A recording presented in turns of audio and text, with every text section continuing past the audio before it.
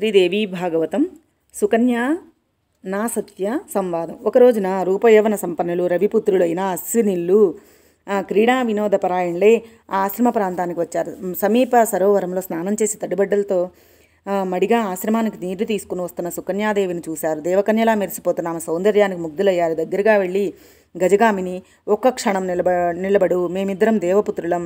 నిజం చెప్పు, నువ్వు ఎవరి అమ్మాయివి? నీ భర్త ఎవడు? ఇక్కడికి ఎందుకు వచ్చావు? ఒంటరిగా స్నానానికి వచ్చావేంటి? ఏంటి కదా? పద్మపత్ర విశాలాక్షి, మరొక లక్ష్మీదేవిలాగా ఉన్నావు. నీ విషయమంతా తెలుసుకోవాలనుకుంటున్నాం. నీ సుకుమారమైన పాదాలు ఈ కఠినమైన నేల మీద నడుస్తుంటే మాకు గుండెలు తరుక్కుపోతున్నాయి తన్మంగి. నువ్వు విమానాల్లో తిరగవలసిన దానివి, ఇలా వట్టికాళ్లతో నేల మీద సంచరిస్తున్న దానవు కాదు.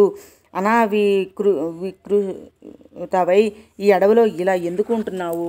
ఎక్కడికి వెళుతున్నావు? 100 మంది దాసీలతో కదలవలసిన దానవి, రాకుమారివో అప్సరసవో, నీ తల్లిదండ్రులు ఎవరో కానీ పరమధన్యులు. నీ పతిదేవుడు అదృష్టాన్ని వర్ణించి చెప్పడం మా వల్ల కాదు. నీ కదలాడుతున్న పాదాలు ఈ భూమిని దేవలోకం కన్నా పావనం చేస్తున్నాయి.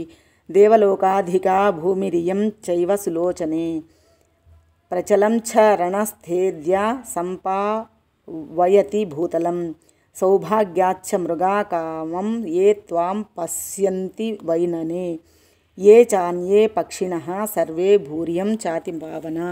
ఈ అడవిలో రోజు నిన్ను తనమతీరా చూడగలుగుతున్నాయి. ఈ పక్షులు, మృగాలు ఎంత అదృష్టం చేసుకున్నాయో. నిరంతరం నీ స్పర్శను అనుభవిస్తున్న ఈ నేల ఎంత పావనమైందో. హే సులోచనే, పొగడ్తలకేం కానీ సత్యం చెప్పు. నీ తల్లిదండ్రులు ఎవరు? నీ భర్త ఎవడు? ఎక్కడ ఉన్నాడు? అతడిని చూడాలి మేము.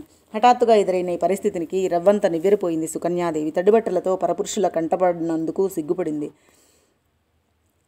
అయినా తనని నిబ్బరించుకొని పదులు పలికింది. నేను శర్వాతి తనయను, చవన మహర్షి భార్యను. మా తండ్రిగారు నన్ను వారికిచ్చి వివాహం చేశారు. నా భర్త అందుడు, వృద్ధుడు, మహాతపస్వి. పతివ్రతనే చవన మహర్షికి అహోరాత్రాలు సేవలు చేసుకుంటున్నాను. ఇంతకీ మీరిద్దరెవరు? ఇందుకు ఇక్కడికి వచ్చినట్లు? దగ్గరలోనే ఉంది మా ఆశ్రమం. నా పతిదేవుని దర్శించాలన్నారు కదా, రండి మా ఆశ్రమానికి వెళదాం, పావనం చేద్దురు కానీ, మహర్షిని చూద్దురు కానీ అని ఆదరంగా ఆహ్వానించింది. దండ్రులు తడబడ్డారు, కొంచెం తటపటాయించారు, బింకంగా సంభాషణ సాగించారు. అయ్యో, మీ నాన్న నిన్ను తపస్వికిచ్చి చేశాడా? ఎంత కఠినాత్ముడు నువ్వు! చూస్తే ఈ అడవిలు నేల మీద నడుస్తున్న మెరుపుతీగలా మెరిసిపోతున్నావు. దేవలోకంలో కూడా నీలాంటి సుందరాంగి లేదంటే నమ్ము. ఈ నారచీరలు కాదు, నువ్వు దివ్యాంబరాలు కట్టుకోవాలి. వాటికే నువ్వు తగుదువు. రత్నాభరణాలు అలంకరించుకుని 9 ముంగురులు ముఖపద్మంపై నాట్యం చేస్తుంటే నీ రూపం చూడాలి.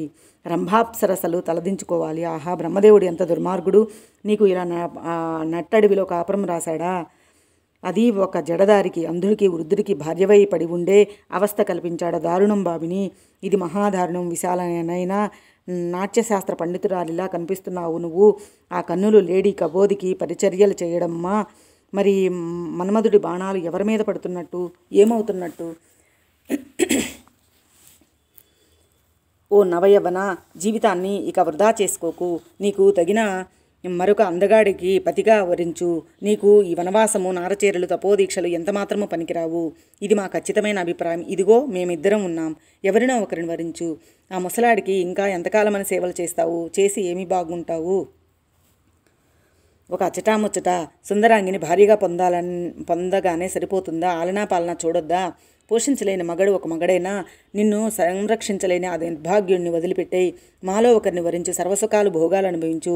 యవ్వనం స్థిరంగా కుంచుటుందనుకుంటున్నావేమో పిచ్చిదానా? అదొక ప్రవాహం. గడిచిపోయాక విచారిస్తావు.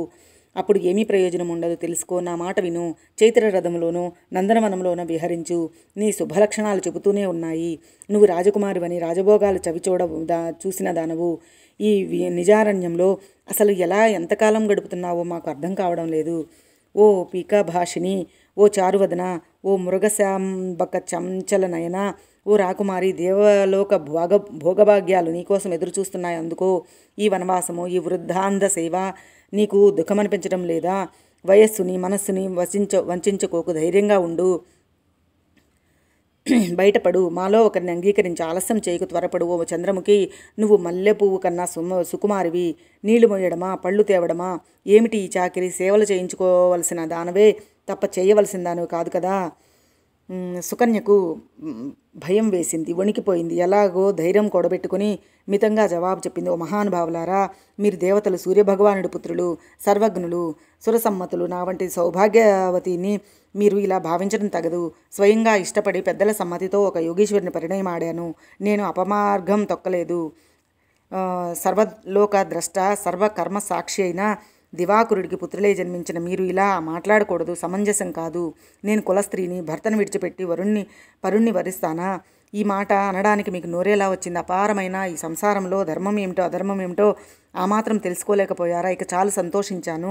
మీ తెలివితేటలకి మర్యాదగా వచ్చిన దాన్ని వెళ్ళిపోండి, లేదంటే శపిస్తాను. జాగ్రత్త. నేను సుకన్యను, శర్వాతి మహారాజు కూతురుని, చవన మహర్షి ఇల్లాలిని. యథేచ్ఛం గచ్చతం దేవా శాపం దాస్యామి వానఘౌ సుకన్యాహం చ సర్వాతే పతిభక్తిపరాయణ. నా సత్యులు నివ్వెరపోయారు. ఈవిడే శపిస్తోందో చవనుడే శపిస్తాడో అని భయపడిపోయారు. తెలివిగా ఈవిడను ప్రసన్నరాలను చేసుకుని తప్పించుకుందామని నిశ్చయించుకున్నారు.